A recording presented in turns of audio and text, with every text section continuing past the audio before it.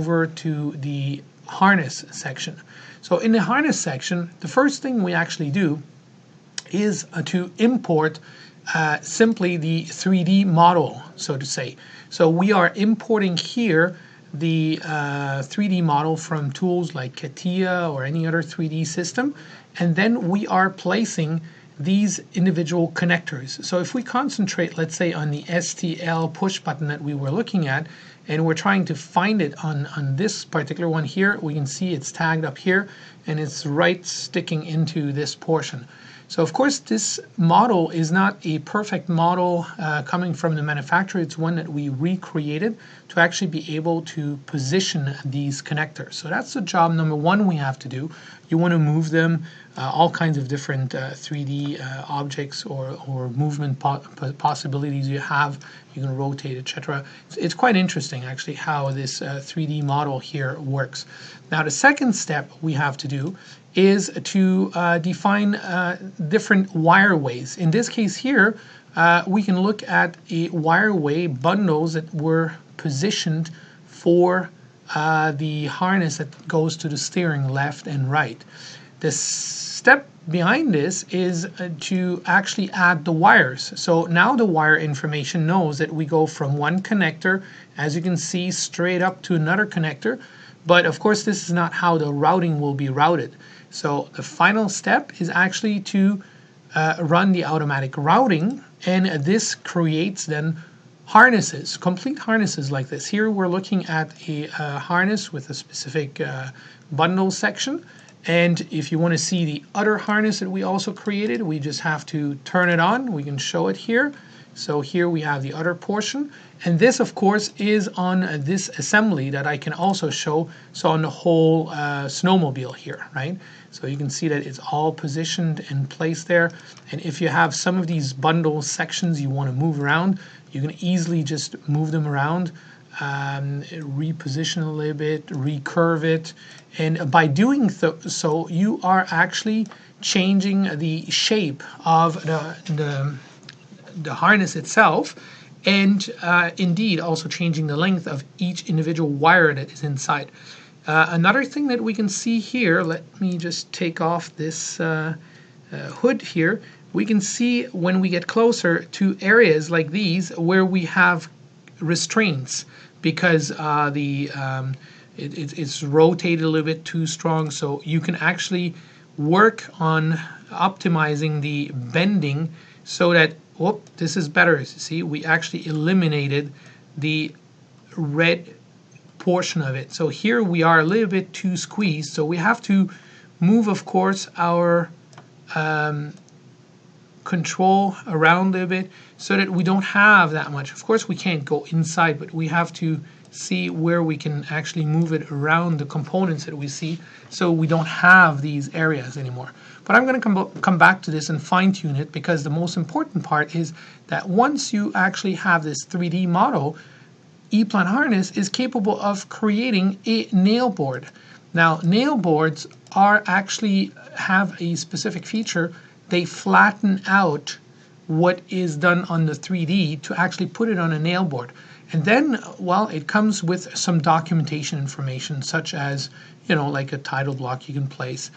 You can insert automatically some bill of material. That's basically just a table that you can spin on here. You can add a wire list, a detailed wire list. In here, you can see that we even have like individual wire list for what goes in this bundle, or in this bundle, or in this bundle.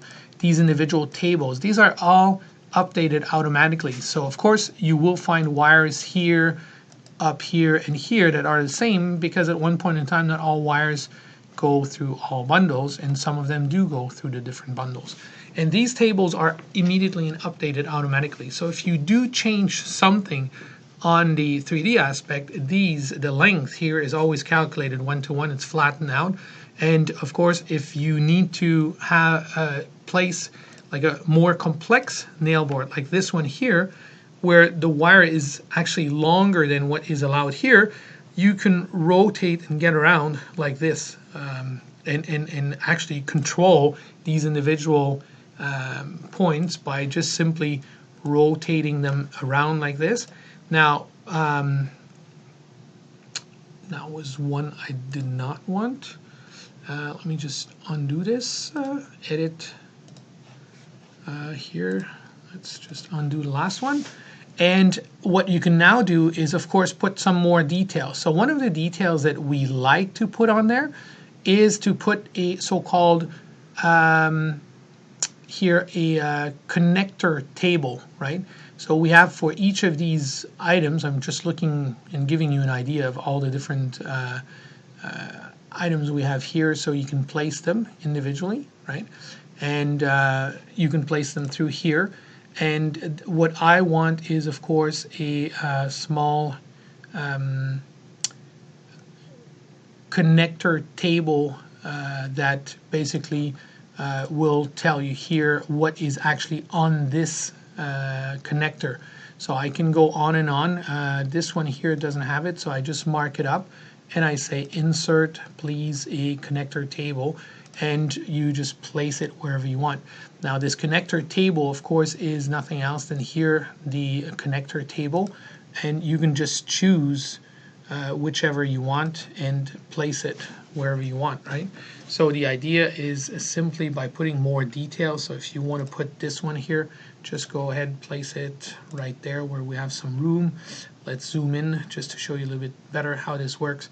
So this one here, I want to place it also, let's say here. There we go.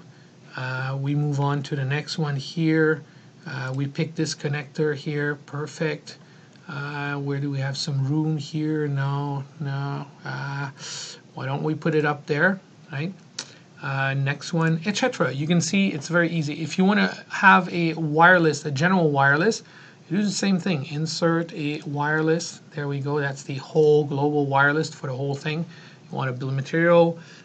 In this case, I think that a bill of material will fit, but most likely, well, it fits here. It could have fitted up here, and it's always updated. So once you actually have your frame, you can always come back and fine-tune it. You can put some dimensionings, although the idea behind this is to actually place the strategic nails, knowing exactly where you want these objects to be placed, right? So if you have a control point, let's say this is your control point, and you want to add a nail for this control point, the portion that is interesting is that you will always, based on these control points, if they move on the 3D, the nail will move with it.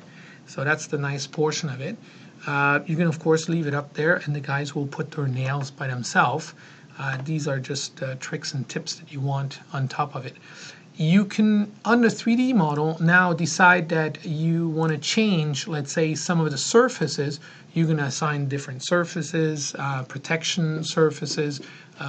We call them here wrap tapes or looms that you can place for each of these. So you just have to pick which one you want, and you just assign it to a specific one.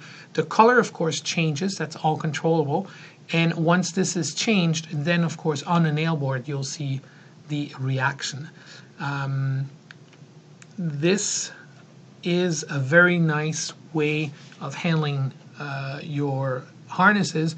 And at the end of the day, if you wish, you can actually take this drawing and export it as a 3D model, give it back to your mechanical guys, and they will actually see where your bundles go through, if they have to put some holes in certain walls or whatever. And that's primarily the exchange we have. So you let the mechanical guys work on their 3D model, you take it over, and you finalize it in EPLAN Harness.